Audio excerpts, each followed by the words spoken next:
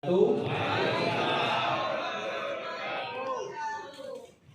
pertama, marilah kita panjatkan puji syukur kehadirat Allah Subhanahu wa Ta'ala, di mana kita pada kesempatan hari ini diberikan nikmat karunia dari Allah Subhanahu wa Ta'ala dan bisa berada di tengah-tengah di ruang ballroom yang tentunya hari ini kita bisa diberikan kesehatan dan bisa kumpul di tengah-tengah ruangan ini. Tak lupa salawat serta salam kita haturkan untuk baginda kita Nabi besar Muhammad Sallallahu Alaihi Wasallam beserta keluarga dan para sahabatnya. Izinkan saya di sini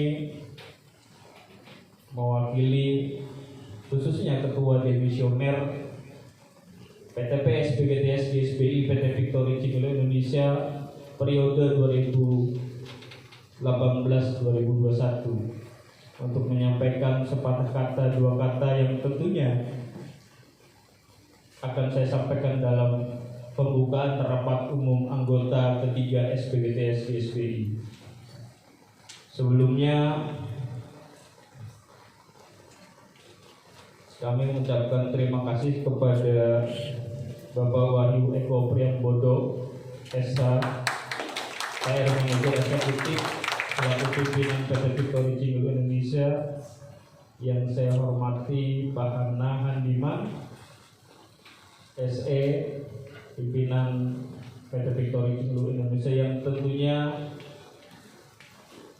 tidak pernah lelah untuk berkomunikasi ketika kami akan melakukan rapat umum anggota yang terus intens agar acara ini terrealisasi dengan baik. Yang saya hormati Ketua Panitia yang telah bekerja sama sepenuh hati untuk mensukseskan acara ini, dan tidak lupa juga ucapan terima kasih yang tak terhingga yang saya hormati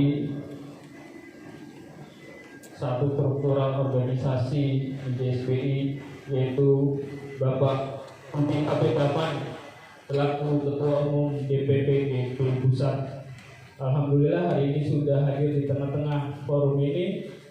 Berikut juga dengan para struktur pimpinan harian lainnya, yaitu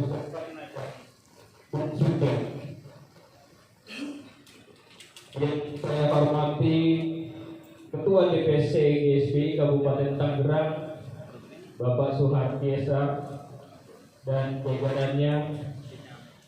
Yang saya hormati Bapak Dedi Isnanto selaku Ketua DPC GSBI Kota Tangerang dan jajarannya yang sudah hadir di ruangan ini. Yang saya hormati Bapak Agus Darsana selaku Ketua Umum PUK SPTSK SPSI PT Victory Cigolo Indonesia dan jajarannya. Terima kasih banyak sudah hadir, Pak. Yang saya hormati Bapak Mardianto selaku Ketua FSDM PT Victory Cigolo Indonesia. Kebetulan hari ini sedang mengawal istrinya yang sedang sakit. Mudah-mudahan penyakitnya diangkat oleh Allah Subhanahu wa Ta'ala dan diwakili oleh struktural pimpinan harian yang lainnya, Bung Faisal dan Bung Tete. Terima kasih. Yang saya hormati Bapak Nur Rahmanto, Ketua SBN Kasbi beserta jajarannya yang sudah hadir juga dalam forum hari ini. Yang saya hormati Bapak Ujang Kurniawan, Ketua Progresif SBBN PT Victory Cigolo Indonesia. Yang saya hormati juga Ibu Sari Hidayani selaku Ketua Superbupas PT Panaruf Industri bersama jajaran yang sudah hadir dalam kesempatan hari ini, dan juga Bapak Suroto sebagai Ketua SPGTS GSBI PT Mega Indotek Raya dan jajarannya. Rapat umum anggota FUA yang kita ambil tema hari ini adalah dengan semangat rapat umum anggota ketiga SPGTS GSBI PT Victory Cigolo Indonesia. Kita telah dalam acara keteguhan dan solidkan persatuan dan kesatuan massa untuk mewujudkan buruh yang independen, sejati, militan, dan patriotik, beserta mensinergikan agenda ini dengan pihak perusahaan adalah bagian yang tidak terpisahkan untuk menata sebuah tataran hubungan industrial yang harmonis dan dinamis. Tentu rapat umum anggota bagian dari sentralisme demokratisasi yang sudah diamanahkan ke dalam konstitusi, anggaran dasar dan anggaran rumah tangga sebagai ajang konsolidasi organisasi. Pimpinan dan anggota saling bertemu dan bersilaturahmi dan berdiskusi, menguatkan solidaritas dan memperhebat perjuangan agar menjadi sinar pencerah yang kritis dalam mengambil sebuah keputusan. Sejak dideklarasikannya SBGTS GSBI PT Victory Cigilu Indonesia pertanggal 15 April 2012, tentu usianya sudah 10 tahun. Ketika PT Victory Cigilu Indonesia dibangun pada tahun 2010, tentu usia SBGTS GSBI sudah mencukupi usia yang tentu saja merangkak dan semakin tumbuh dewasa menjadi sebuah organisasi yang tentu saja bisa menyeimbangkan dalam sebuah kebijakan-kebijakan, keputusan-keputusan yang tentu secara politik akan membawa ke arah yang tentu saja berdasarkan konstitusi di organisasinya.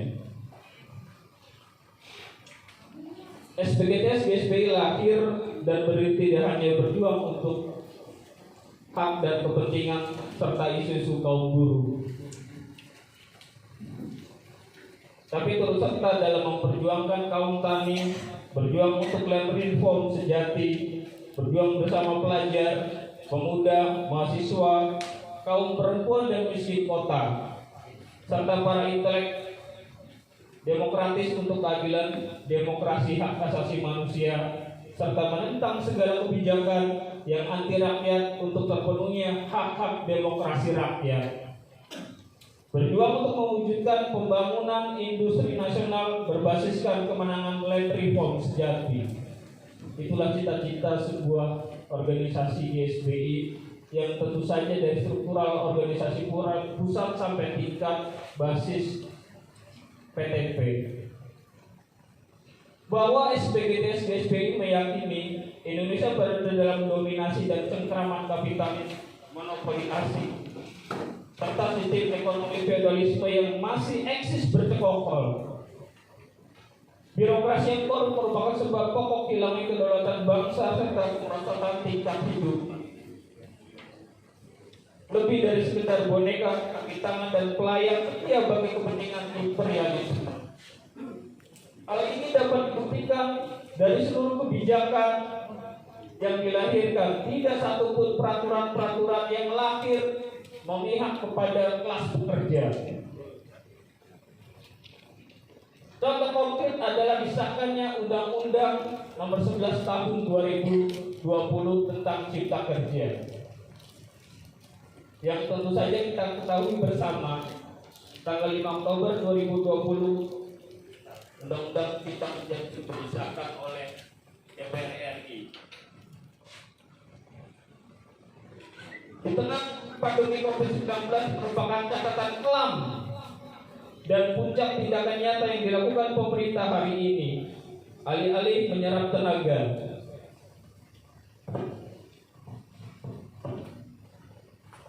Peningkatan ekosistem investasi dan percepatan proyek strategis nasional,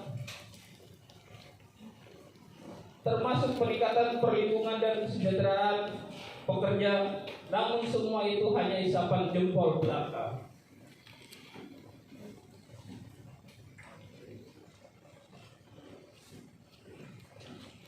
Buruh dihadapkan pada posisi terancam dikuranginya penerimaan pesangon, tenaga kerja asing lebih muda masuk ke Indonesia, batasan maksimal 3 tahun untuk karyawan kontrak dihapus. jam berdasarkan jam lembur tambah dan cuti panjang hilang. Tak ada lagi upah minimum kota atau minimum provinsi di wilayah provinsi atau kota atau kabupaten. Kemudian pemerintah juga membuat aturan turunan dari Undang-Undang Cipta Kerja melalui Peraturan Pemerintah Nomor 34 Tahun 2021, PP Nomor 35 Tahun 2001, PP 36 dan PP 37 Tahun 2021. Dengan demikian bahwa buruh menolak dan tidak menghendaki kehadiran Undang-Undang Cipta Kerja hadir di tengah-tengah hubungan ketenagakerjaan ataupun lain sebagainya.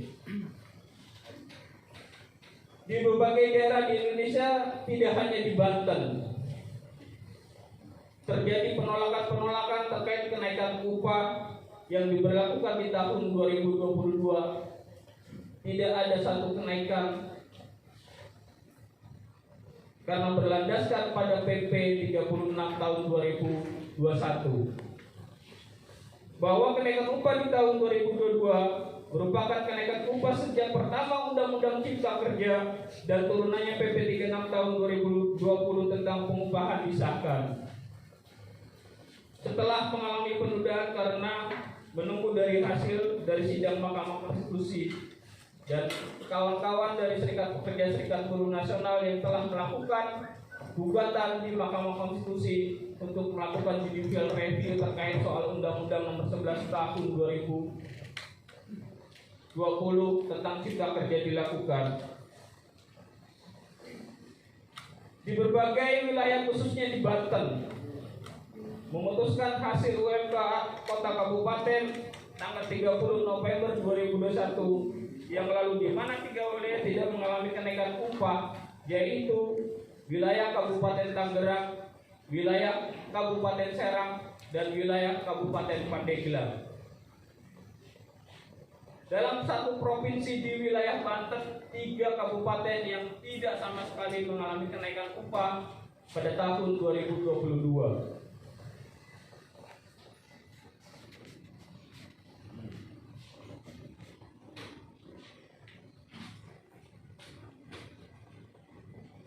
Organisasi pengusaha dan SPSB dalam rapat tersebut telah disepakati rekomendasi kenaikan UMK atau UMK Kabupaten Tangerang sebesar 5,4% dari 17,5% berdasarkan inflasi dan pertumbuhan ekonomi. Pada kuartal 2 yang kemudian masuk pada kuartal 3 ditetapkan 13,5%.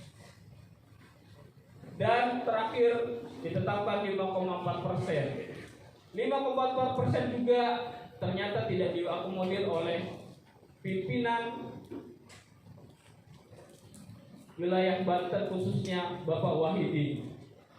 Tentu ini menjadi sebuah barometer bahwa Undang-Undang Cipta Kerja menjadi sebuah persoalan baru, termasuk turunan PP 36 tahun 2021.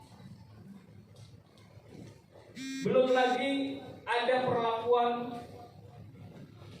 kriminalisasi yang dilakukan oleh aparat wilayah Banten yang dilakukan aksi pada tanggal 22 November kemarin.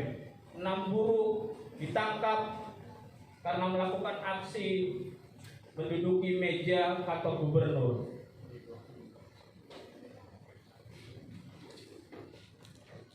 Dan ternyata bahwa Gubernur Banten juga telah memprovokasi seluruh buruh yang ada di Banten melalui statementnya bahwa yang mau digaji 2,5 juta masih banyak di luar sana untuk mampu dan menerima pekerjaan tersebut.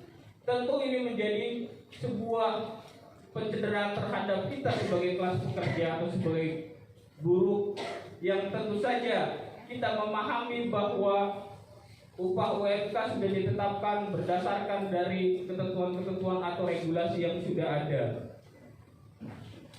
Tentu dampak dari aksi-aksi yang dilakukan oleh seluruh serikat pekerja, serikat buruh di wilayah Banten terkait soal tuntutan dilakukannya revisi UMK tahun 2022 telah menjadi kriminalisasi yang tadi saya sampaikan di awal tadi. Untuk itu buruh dihadapkan pada realitas bahwa jaminan upah layak tidak akan pernah didapatkan. Suramnya masa depan juga diambang ketidakpastian. Hal tersebut akan berdampak luas pada pemenuhan kebutuhan hidup layak bagi buruh.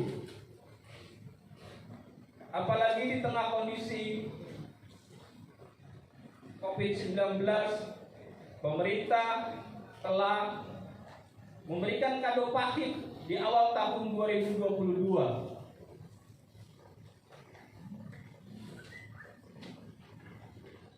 Di mana salah satunya kado istimewa tersebut terjadi kenaikan tarif dasar listrik yang sempat tertunda 4 tahun lalu, dan tahun 2022 adalah menjadi sebuah kado istimewa bagi kita semua sebagai kelas pekerja atau rakyat yang tentunya tidak mengharapkan ketika pandemi COVID-19 yang kita dikejar-kejar. Berbicara soal pandemi menunjukkan grafik yang tentu saja ini kita harapkan bersama-sama bahwa pandemi COVID ada penurunan. Namun hadiah istimewa itu diberikan kepada kita sebagai rakyat. Belum lagi tarif dasar listrik dinaikkan sebesar 8,13%. LPG, kemudian ada penghapusan premium dan pertalite. Termasuk ibu rumah tangga yang hari ini cukup mengeluh dengan harga kenaikan minyak goreng sebesar 40.000 per 2 liter atau lain sebagainya sebagai sayur mayur dan seterusnya. Dalam menciptakan sebuah hubungan yang harmonis dan dinamis, tentu saja menyangkut soal tema ada prinsip-prinsip dasar seperti adanya saling menghargai, saling menghormati peran dari masing-masing pihak, serta adanya keterbukaan dari perusahaan dan serikat pekerja. Untuk bisa memadukan tiap-tiap prinsip dan tujuan tersebut, perlu adanya niat baik serta berusaha selalu mengedepankan adanya komunikasi dan dialog untuk menyelesaikan berbagai persoalan yang muncul dengan damai sehingga kita bisa dicapai suatu solusi yang terbaik yang tidak merugikan pihak manapun dengan tetap menjaga kondisi dan suasana secara kondusif untuk melaksanakan hubungan industrial yang lebih baik. Tentu sebuah apresiasi ketika manajemen dan serikat pekerja berdiskusi untuk mendiskusikan atau mencetuskan sebuah pemikiran atau sebuah gagasan ide-ide yang kemudian dituangkan secara bersama-sama. Proses perjalanannya bahwa ketika sudah sebuah pendiskusian yang cukup panjang antara perusahaan dan serikat pekerja, tertuanglah rumusan sebuah rapat kerja antara manajemen dengan serikat pekerja serikat buruh menjadi sebuah leadership untuk semua yang dikategorikan menjadi sebuah tulus untuk melanggengkan dalam pemikiran gagasan-gagasan yang tentu saja ini menjadi tolak ukur antara perusahaan dengan serikat pekerja atau serikat buruh. Lahirnya rapat kerja menjadi sebuah terobosan ketika sebuah kebuntuan terjadi perselisihan hubungan industrial. Tentu ini menjadi sebuah terobosan bahwa ide-ide gagasan yang dituangkan dalam raker menjadi sebuah terobosan bahwa manajemen dan serikat pekerja bersama-sama menjadi sebuah fondasi untuk menjadi alat ukur bahwa ada hal-hal yang harus diselesaikan ketika ada sebuah persoalan yang terjadi di dalam perusahaan. Dan tentu latar belakang tersebut adalah semangat baru untuk melakukan perubahan dan perbaikan dalam konteks hubungan industrial antara manajemen dan serikat pekerja serikat buruh untuk terciptanya hubungan industrial yang lebih harmonis, dinamis dan kondusif. Meyakini bahwa dalam menghadapi permasalahan, tantangan dan keinginan menjadi sebuah kolaborasi. Ada kesamaan cara pandang dari serikat pekerja dan serikat buruh dengan pengusaha adalah bagian perusahaan harus tetap bertahan dan maju serta menjadi sebuah kelangsungan hidup Sehingga ada satu bentuk tanggung jawab kita bersama apabila persoalan itu bisa diselesaikan secara internal. Konkret yang penting untuk saya sampaikan dalam forum hari ini, sebuah terobosan-terobosan yang terjadi di PT Victory Cigilu Indonesia melalui rapat kerja tahunan yang digagas bersama-sama, bahwa kami dari GSBI merasakan betul ketika ada anggota kami yang melakukan sebuah pelanggaran berat, kemudian itu bisa diselesaikan secara internal. Kategorinya pelanggaran berat adalah sebuah proses yang tentu saja itu mengarah ke pidana. Dan alhamdulillah pasca raker tersebut semuanya diselesaikan secara internal dan tidak dipidanakan. Ini menjadi sebuah fondasi bahwa ada regulasi-regulasi lain yang mengatur hal-hal tentang pidana, tapi kita juga memutuskan untuk bagaimana juga kita mengabaikan dari regulasi tersebut, dan kemudian regulasi yang kita buat secara bersama-sama antara perusahaan dan manajemen itu lebih mengedepankan musyawarah secara mufakat. Ini menjadi bagian yang tidak terpisahkan dan menjadi sebuah pengalaman yang sangat berharga ketika ide-ide gagasan itu dituangkan secara bersama-sama. Tentu PR kita bersama adalah bukan semata-mata dibebankan kepada serikat pekerja atau manajemen, tapi kita secara bersama-sama. Karena alat ukurnya adalah raker bukan hanya sebagai ajang untuk melengkapi sebuah hubungan yang tentu saja itu menjadi sebuah catatan oleh manajemen dan dilaporkan kepada Nike. Tapi hari ini adalah sebagai bentuk bahwa raker menjadi sebuah solusi untuk menjadi sebuah komitmen, sehingga kita bisa melakukan secara bersama-sama dan saling mengontrol dan mengawasi secara bersama-sama. Hal ini tidak bisa dipisahkan dengan kerja-kerja kita semua, termasuk bentuk responsibility dan tanggung jawab manajemen terhadap pekerjanya melalui COVID-19. Salah satunya adalah melakukan vaksin seluruh buruh yang ada di PT Victory Cigilu Indonesia.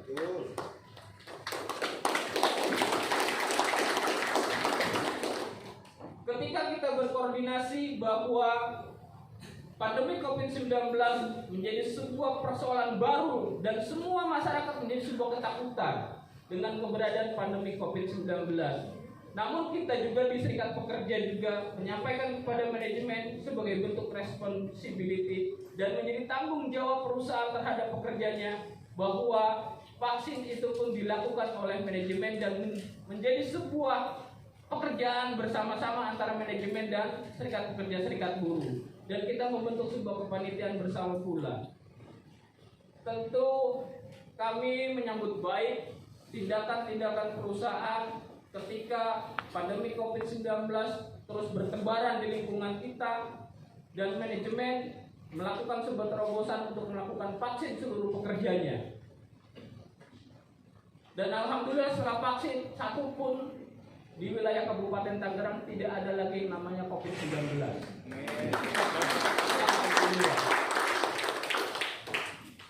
Termasuk komite olahraga yang digagas melalui raker dan kemudian diimplementasikan dan menyalurkan semua pekerja-pekerja atau buruh yang ada di PT Victory Cigilu Indonesia terkait soal hobi dan bakatnya. Dan ini terwujud ketika semua olahraga difasilitasi oleh manajemen, termasuk kita Serikat Pekerja Serikat Buruh, untuk mensupport bagaimana kawan-kawan yang punya hobi dapat disalurkan dengan baik. Satu, menjadi keharusan bahwa kita harus keluar dari zona di dalam atau di internal PT Victory Cigilu Indonesia, sehingga kita bisa membangkitkan para pekerja, para buruh ketika mereka punya bakat, dan kita bisa salurkan di ajang yang lebih luas lagi. Salah satunya adalah nasional. Ini cita-cita mulia kita semua, bahwa pekerja atau buruh di PT Victory Cigilu Indonesia mempunyai potensi-potensi besar. Ini ruang bagaimana kita bisa mengakomodir, memfasilitasi agar mereka dapat terwujud mengekspresikan hobi dan bakatnya. satu di antara beberapa hasil raker tadi ini menjadi sebuah terobosan baru. Tentu kita tidak akan pernah berpuas apa yang sudah kita lakukan di beberapa kegiatan tersebut. Tentu harus kita koreksi dan terus kita kawal bagaimana kita terus memperluas apa yang kita inginkan terhadap pekerja atau buruh. Tentu mensinergikan tadi antara serikat pekerja dengan perusahaan, antara karyawan dengan kita semuanya, buruh sejahtera, perusahaan juga berkembang pesat. Ini menjadi satu yang tidak terpisahkan.